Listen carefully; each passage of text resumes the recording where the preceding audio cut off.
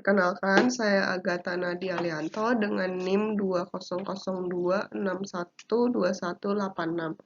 Saya merupakan dokter muda di stase anestesi dan terapi intensif FK Udayana RSUP Sanglah.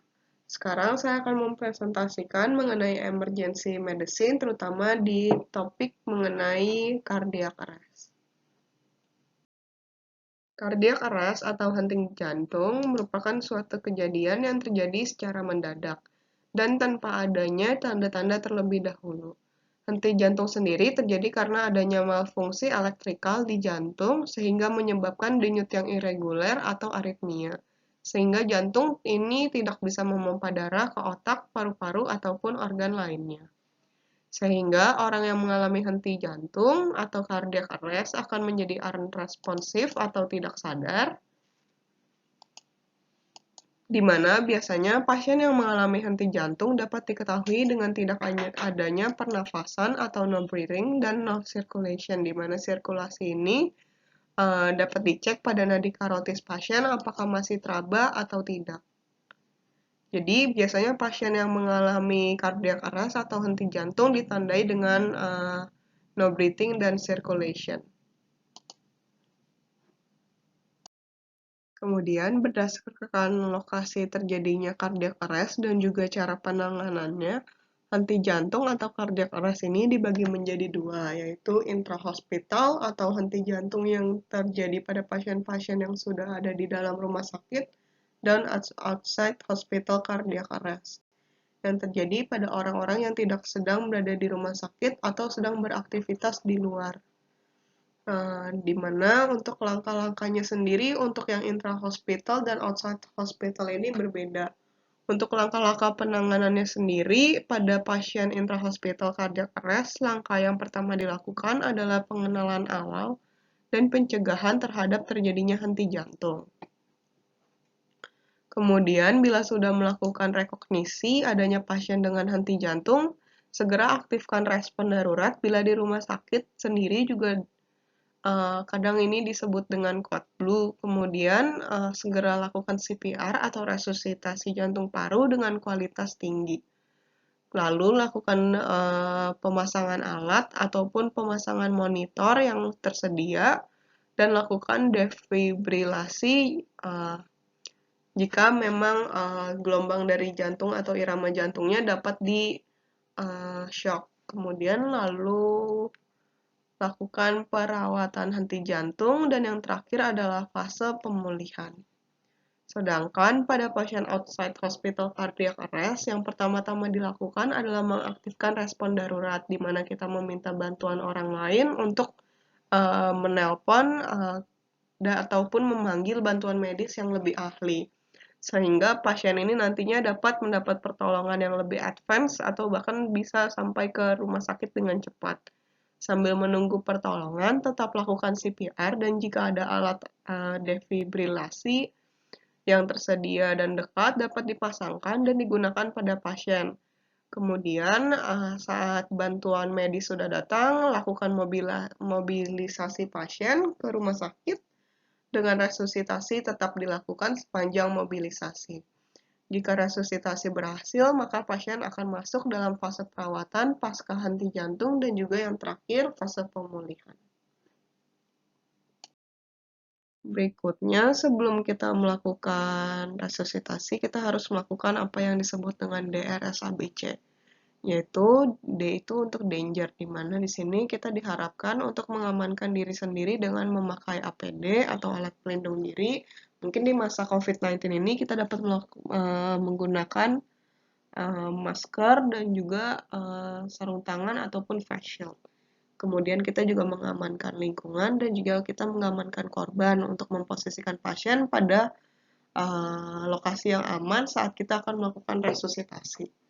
Kemudian yang kedua adalah respon. Di sini kita akan mengecek respon dari pasien, apakah pasien sadar atau tidak, untuk kita menentukan apakah pasien membutuhkan pertolongan ataupun tidak. Di mana kita menggunakan apa yang disebut dengan AVPU, yaitu A-nya itu untuk alert, di mana pasien sadar, V yaitu verbal, pasien dapat sadar atau pasien bangun saat kita memanggil-manggil. Kemudian untuk yang P adalah pain, yaitu pasien sadar jika diberikan rangsangan nyeri, dan U yaitu unresponsive atau unconscious, di mana pasien sudah diberikan rangsang nyeri namun pasien tetap tidak sadar dan tidak berespon terhadap rangsangan tersebut. Kemudian untuk S-nya adalah shout for help, di mana kita meminta bantuan. Jika kita sedang berada di luar dari rumah sakit, maka kita meminta bantuan orang sekitar untuk menelpon dari tenaga bantuan medis untuk datang ke lokasi terjadinya adanya henti jantung tersebut, ataupun jika tersedia AED di sekitar lokasi, kita meminta bantuan untuk mengambilkan AED tersebut. Kemudian jika berada di RS, maka kita meminta bantuan tenaga medis lainnya untuk membantu melakukan resusitasi. Kemudian yang berikutnya adalah A, di mana airway, yaitu kita mengecek apakah jalur nafas pasien ini sudah paten atau tidak. Kemudian kita dapat juga melakukan manuver, yaitu head tilt chin lift manuver untuk membuka jalur nafas pasien, ataupun jaw thrust manuver jika pasien dicurigai dengan cedera servikal. Kemudian yang berikutnya adalah B, yaitu breathing, di mana di sini kita melakukan pengecekan nafas pasien dengan look, listen, and feel, di mana kita sekaligus melihat gerakan dada pasien apakah simetris, kemudian mendengarkan suara nafasnya, apakah ada ronki ataupun wheezing, dan juga merasakan apakah adanya hembusan nafas dari hidung pasien. Kemudian yang C adalah circulation, kita mengecek apakah pasien memiliki denyut nadi. Biasanya kita melakukan pengecekan denyut ini pada nadi karotis. Setelah mengenali pasien dengan tanda-tanda henti jantung, yaitu no breathing dan no circulation, maka dapat dilakukannya CPR. Pada keadaan intrahospital, diharapkan pasien ini sudah terpasangkan monitor dan juga tersedianya alat defibrilator, di mana pada monitor ini akan menunjukkan ritme jantung, yaitu biasanya ritme jantung yang menyebabkan terjadinya henti jantung ini adalah VT-VF, kemudian adanya asistol ataupun PEA. Di mana untuk yang VT-VF ini dapat diberikan shock dengan defibrilator, sedangkan untuk yang asistol atau PEA tidak dapat diberikan shock. Di mana pada asistol PEA ini ataupun pada keadaan yang tidak dapat diberikan shock, kita tetap melakukan CPR dan dievaluasi setiap 2 menit. Kemudian pada ritme dengan VT-VF, kita dapat melakukan CPR selama 2 menit. Kemudian jika shockable, kita akan melakukan shock. Jika pasien belum sirkulasinya belum kembali, maka dilakukan CPR lagi selama 2 menit dan dapat diberikan epinefrin secara IV. Di mana epinefrin ini dapat diulang setiap 3-5 menit. Untuk yang asistol juga seperti itu, kita asistol atau PA, kita dapat segera lakukan pemberian epinefrin secara segera lewat akses IV, kemudian kita lakukan CPR selama 2 menit. Kemudian kita evaluasi apakah ritme jantungnya sekarang sudah dapat di shockable atau tidak. Jika misalnya belum, maka kita tetap melakukan CPR selama 2 menit. Mungkin bisa dibaca di sini di tabelnya mengenai algoritma dari henti jantung.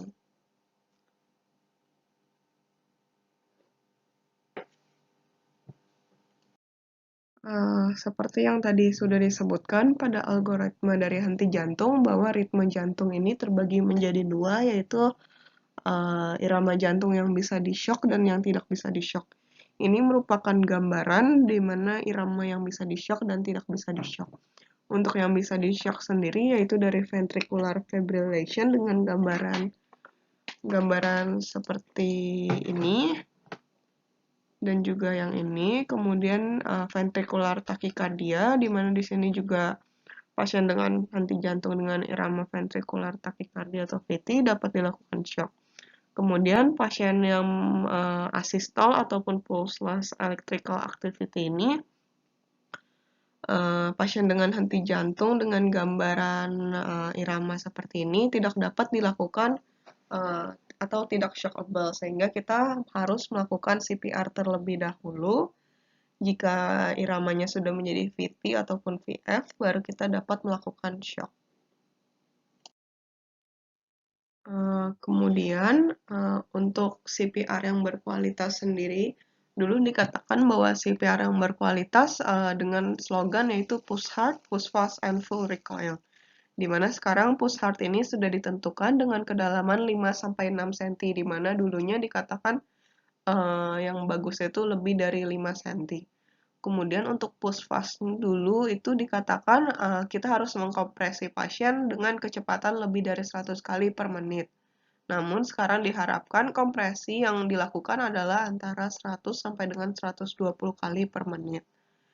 Kemudian untuk fully recoil, di mana setiap antar kompresi ini penolong atau klinisi yang memberikan bantuan, memberikan kesempatan untuk dada pasien mengembang secara sempurna sebelum dikompresi kembali.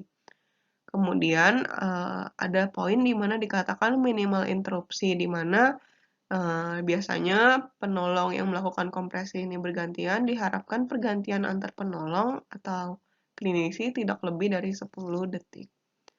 Kemudian posisi penolong diharapkan dengan posisi yang benar, yaitu berada di kanan pasien dengan posisi tripod position, kemudian juga tangan terletak di antara terletak pada sternum di antara kedua puting pasien. Menurut Interim Guidance for Basic and Advanced Life Support in Adults, Children and Neonates with Suspected or Confirmed COVID-19, prinsip-prinsip penanganan henti jantung pada era COVID-19 ini meliputi sebagai berikut, di mana yang pertama adalah mengurangi exposure tenaga medis dengan virus. Dengan cara yang pertama adalah memakai APD, di mana di RSUP Sanglah sendiri, tenaga medis diharapkan untuk memakai masker KN95 yang dilapisi dengan juga surgical mask ataupun memakai masker N95. Kemudian, tenaga medis juga diharapkan untuk memakai face shield serta sarung tangan latex saat akan memeriksa pasien. Kemudian yang kedua adalah mengenai jumlah tenaga medis, di mana jumlah tenaga medis ini dapat dikurangi sesuai dengan kebutuhan dan yang diharapkan adalah tenaga medis yang ada di ruangan dengan suspected COVID-19 patient ataupun confirmed COVID-19 patient memang berperan penting di ruangan tersebut dan memang membantu pasien tersebut. Kemudian yang ketiga adalah pada setting dan jika alat tersedia, manual RJP atau manual CPR ini dapat digantikan dengan mechanical CPR. Jika berat dan tinggi pasien memenuhi kriteria dari mechanical RJP ini. Kemudian, komunikasi antar tenaga medis mengenai status COVID-19 pasien ini sangat penting untuk mengurangi resiko terpaparnya serta kesiapan tenaga medis dalam penggunaan APD. Kemudian, poin kedua adalah mengenai strategi oksigenisasi dan juga ventilasi dengan untuk menurunkan resiko aerosol yang bertebar, di mana diharapkan semua ventilator menggunakan HEPA filter. Lalu, pada pasien dengan henti jantung, lakukan segera intubasi pasien dan sambungkan dengan ventilator bila tersedia. Kemudian berikan kesempatan bagi tenaga medis yang paling ahli dalam melakukan intubasi sehingga intubasi pertama segera berhasil untuk mencegah kegagalan dari intubasi. Kemudian dapat dilakukan juga penghentian kompresi sementara agar intubasi dapat berhasil. Supaya intubasi ini dapat berhasil dengan cepat. Kemudian saat melakukan intubasi diharapkan menggunakan video laryngoskop untuk menghindari partikel-partikel aerosol. Sebelum intubasi, pasien dewasa juga dapat dilakukan oksigenisasi dengan non-vibrating face mask ataupun back mask device dengan HEPA filter. Begitu pula dengan pada pasien anak-anak. Kemudian bila intubasi terhambat, dapat juga dipilih pembukaan jalur nafas supraglottik. Kemudian yang terakhir adalah pertimbangan dalam melakukan resusitasi. Pertimbangkan apakah resusitasi ini masih reasonable dengan umur pasien, komorbid, keparahan penyakit pasien dalam menilai apakah resusitasi layak untuk pasien. Pertimbangkan juga mengenai tingkat keberhasilan dari resusitasi dengan resiko untuk tenaga medis atau resiko terpaparnya tenaga medis dengan virus COVID-19 ini. Sekian presentasi dari saya mengenai emergency medicine. Semoga presentasi ini berguna bagi semua yang menonton.